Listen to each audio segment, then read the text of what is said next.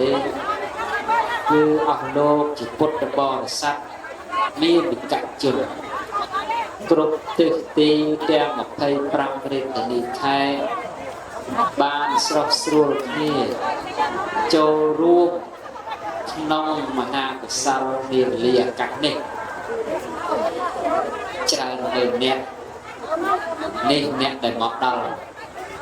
អ្នកដែលមិនទាន់មកដល់នៅស្ទះអីខស្រីធ្វើខឯណាផ្លូវដែលមកមាន4ខ្សែមកកាន់វត្តទីចន្ទបញ្ជូននៅណារាមនេះតែ4ខ្សែនោះសោតស្ទះទាំង4ខ្សែ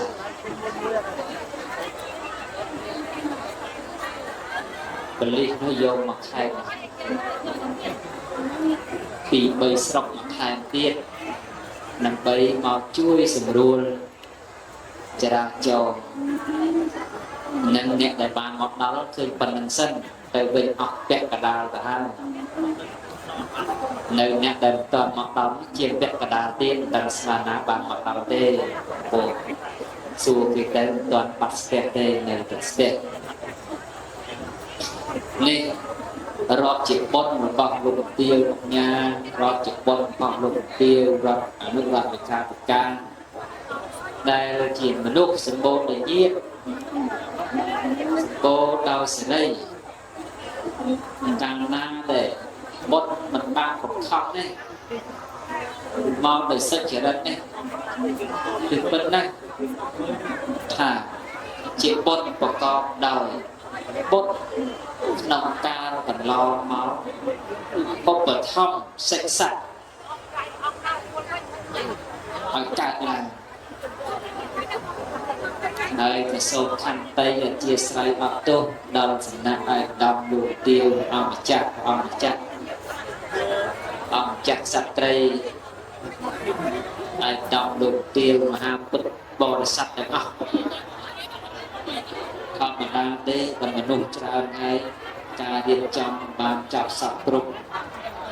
ត្រូវគ្រប់ជ្រុងជ្រោយទេមានការខ្វះចន្លោះព្រោះតែមនុស្សច្រើនពេកលើសការទ្រង់ទុកខ្ញុំគណៈខ្ញុំនោះបាននឹកតែមនុស្សអីមកអីច្រើនត្រឹកត្រែងទឹកធម្មទេ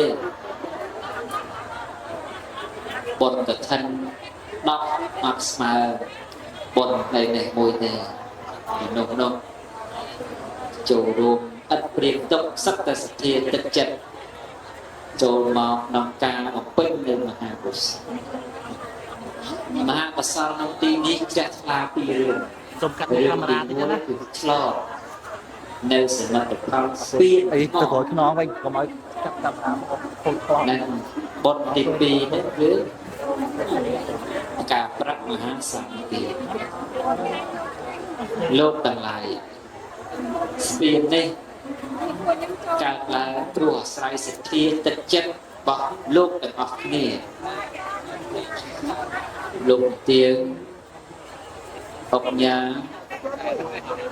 លោកធ្វើនេះត្រត់ជាអ្នកផ្ដើមដើម្បីឲ្យអស់លោកទាំងឡាយបញ្ចេញនៅសទ្ធាឥតជាសម្បត្តិរបស់គាត់តែឯងទេក៏ឥតជាសម្បត្តិរបស់ខ្ញុំកណាអាត្មាតែឯងដែរជាសម្បត្តិសាធារណប្រយោជន៍ដោយតែអស់លោកបានចូលរួមចាក់កសលគាត់អញ្ចឹងម្នាក់500ម្នាក់1000ម្នាក់2000 3000គាត់សឹកតែចរិតទុកថាជាកម្លាំងញើសឈាមរបស់រាជបជាទៅបិទតែក្នុងនោះមានសំណាក់ឯកឧត្តមលោកទាវនិងអង្គញាចូលរួមដែរមិនអត់ទេប៉ុន្តែបូករួមទៅជាសមិទ្ធផលមួយដែលកើតឡើងពីកម្លាំងរាជបជាក្នុងដែនកម្ពុជាហើយនឹងសមិទ្ធផលមួយទៀតនឹងត្រៀមកើតឡើងគឺអន្តេវសិទ្ធតានឹងកើតឡើងពីកម្លាំង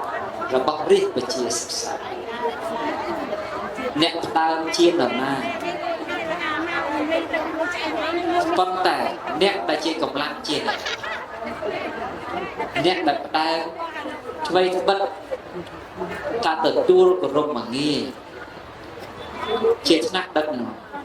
ជាអ្នកដឹកនាំប៉ុន្តែបុរាណលោកពោលថា តបស្កើងត្បិតពុលឆ្លែងហើត្បិតខ្ចង់ដោយលោកទាវអញ្ញាលោកទាវអនុរដ្ឋកាធិការប្របាទដោយផ្ដាល់ពុទ្ធគឺតែកុំស្កើងប្រសើរបាននេះព្រោះតែពុលហើយពុលហ្នឹងមិនមែនចាក់បខំបៃអូសយកមកធ្វើទេគឺឲ្យតែលឺ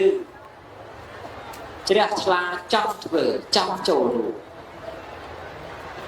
ចឹងចំណែកថ្មមួយដុំនេះគឺកើតឡើងពីខេមរៈជាតិយើងសិក្សាបានតែប៉ុណ្ណេះយើងអស់ចិត្តដែរព្រោះស្ពាននេះ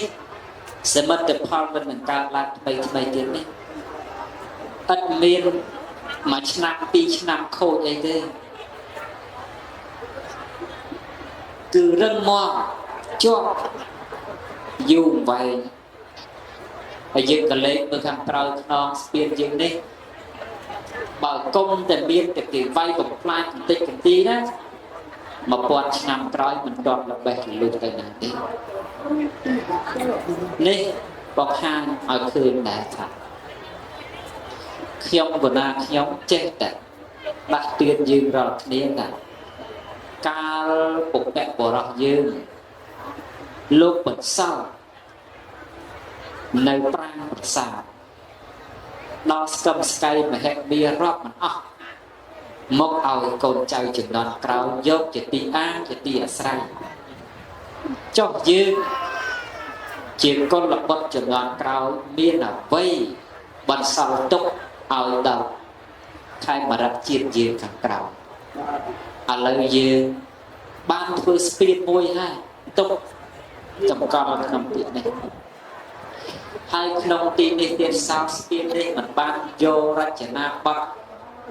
ថាស្ពានកំពង់ក្ដីឬក៏ស្ពានអង្គរឬក៏ស្ពានបារាយអីណាឯទេគឺបញ្ចូលគ្នាដោយគំនិតឆ្លាញ់ចាប់បានរបស់ម្ចាស់សទ្ធាដែលឆ្នើលោកជាមួយនឹងគំនិតបច្ចេកទេសជានិងអ្នកប្រឹក្សាយោបល់ផ្សេងនេះនឹងយើងយកចឹងបានតែជាមានចំណងមកសួរថានេះឲ្យពោះរចនាបថហ្នឹងតានេះតែរចនាបថនេះក្នុងប្រាសាទព្រះវិហារហើយនេះនោះមិនមាននៅនឹងស្ពានទេគឺនៅនឹងចិន្តាកាត់ដៃចិន្តាឡើងពីគោចរៈទី1កាន់គោចរៈទី1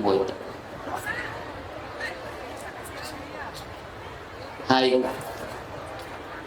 សាងឡើងពីថ្មបាយក្រៀមការបង្កប់តាមលក្ខណៈបែបបទបុរាណប៉ុន្តែលាយសម័យខ្លះព្រោះបុរាណកាលណាលោកគុំស្ពានលោកស្លដៃចាក់លោកលាក់ស្ពានអញ្ចឹងទៅស្លដៃចាក់ស្លលោកហាក់ចាក់ជាមួយថ្មដល់តែយើងឥឡូវរកដៃស្លឲ្យណាបានលេងស៊ីម៉ងនៅស្រួលដាក់តាដៃទៅជាប់ដែរជាប់ដូចគ្នាគ្រាន់តែថាដៃយូរបែបជាតែយើងក៏មានដៃក្នុងតែបុរាណលោកប្រើថ្មល្អិតជាងយើងប្រើថ្មមួយដុំទម្ងន់15តោនអំបំផុតក៏4តោនមកតូចបំផុតត្រូវកលនៅក្នុងស្ពានលំអដោយរាជសីហ្នឹងលំអដោយក្បូរក្បាច់រចនាអង្គរវត្តសម័យអង្គរអដោយសាលាចរិតលំអដោយចរិតកថាផ្សេង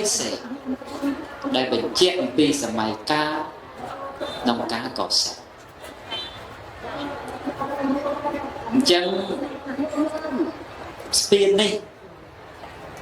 មិនត្រឹមតែបំរើឲ្យសាធារណប្រយោជន៍របស់មហាប្រជាពុទ្ធបរិស័ទទេបំរើឲ្យក្នុងវិស័យសាសនាផង